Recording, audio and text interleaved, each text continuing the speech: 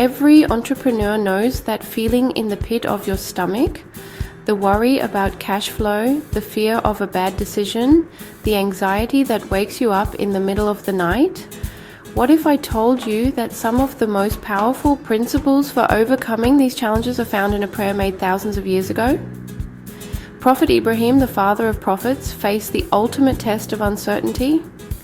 In his words, we can find inspiration for building a business that's not just profitable, but truly blessed and secure. In business, we're told to hustle, grind, and rely on our own strength. We write business plans, we analyze the market, and we network like our lives depend on it. But what's the one thing that can truly anchor all our hard work and give it meaning? It's turning to Allah. Prophet Ibrahim, peace be upon him, wasn't just a prophet. He was a builder and a leader who understood what it takes to create a legacy. When he stood in a barren valley, having left his family with little more than trust in God, he made a prayer. That prayer, recorded in the Quran, offers us two foundational pillars that anyone trying to build something great can learn from: security and provision. Let's just imagine the scene for a moment. Prophet Ibrahim leaves his wife Hagar and their infant son Ismail in a desolate, uncultivated valley. What would one day become Mecca? There are no resources, no customers, no marketplace. It is the definition of a startup with zero capital.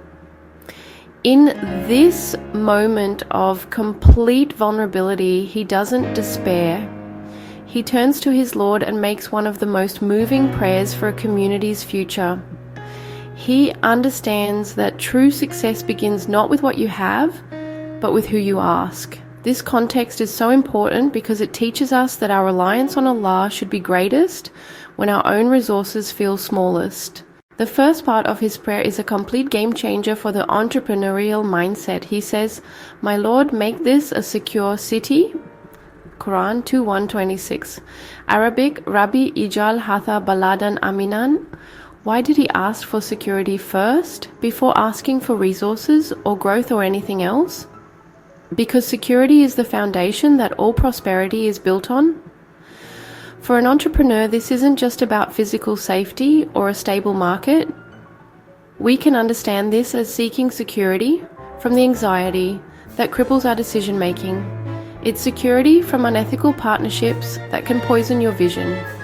It's security from the fear of failure that stops so many of us from taking smart, calculated risks. When you make this dua, you are asking Allah to protect your venture from the external threats you can see and the internal anxieties you feel. You are asking for a state of sakina or tranquility to fill your heart and your boredom so you can lead with clarity and confidence, not from a place of fear. True security is knowing that your affairs are in Allah's hands. After asking for security, Prophet Ibrahim immediately asks for the means to thrive. He continues on and provide its people with fruits, whoever of them believes in Allah and the last day.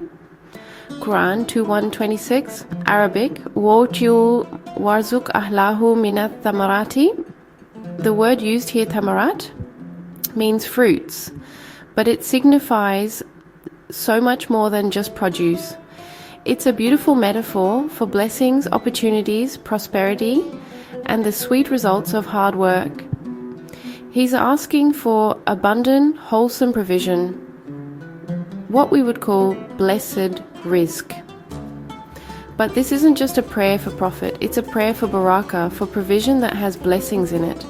There's a profound lesson here. Aim to build a business that provides taib, good, pure, and ethical value. When your intention is to serve people and provide genuine value, the provision you receive is blessed. We know from his life that Prophet Ibrahim didn't just pray, he was proactive and famous for his incredible payable hospitality, which we can see as a powerful model for excellent customer service.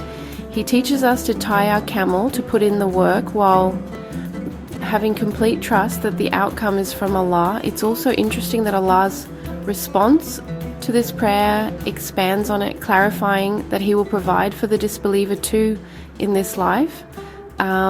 This reminds us that worldly provision isn't always a sign of divine pleasure, and the real reward is in the hereafter.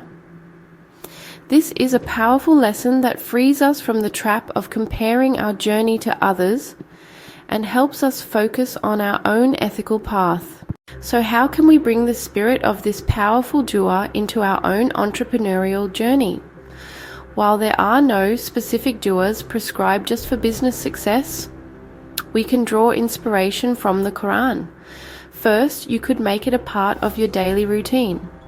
Before you check your emails or look at the sales figures, maybe take a moment after Fajr prayer to recite this dua. Start your day by seeking security and blessed provision from the only one who can grant it. Second, use it as a tool for your intention. Before a big meeting, a product launch, or a tough decision, reciting this prayer can center you. It can remind you that your goal isn't just profit, but building something secure and beneficial in the sight of Allah. Third, try to live the prayer through your actions. Strive to create a secure and supportive environment for your team. Be generous in the value you give to your customers, reflecting the hospitality of Ibrahim. The path of an entrepreneur is filled with challenges, but you don't have to walk it with anxiety as your only companion. The prayer of Prophet Ibrahim is more than just words. It's a source of profound inspiration for success. It teaches us to prioritize what really matters. First, seek the peace and security that only Allah can give. And then, with a pure intention, ask for the blessed provision that allows your work to flourish and benefit others. Build your business on these twin pillars of seeking security and blessed provision, and you'll find a strength that no market fluctuation can shake. If you found this reminder beneficial, please like and subscribe for more content that connects our faith with our modern challenges. And don't forget to share this with another entrepreneur in your life who could use this powerful guidance. Make this dua, trust in your efforts, and may Allah bless your venture.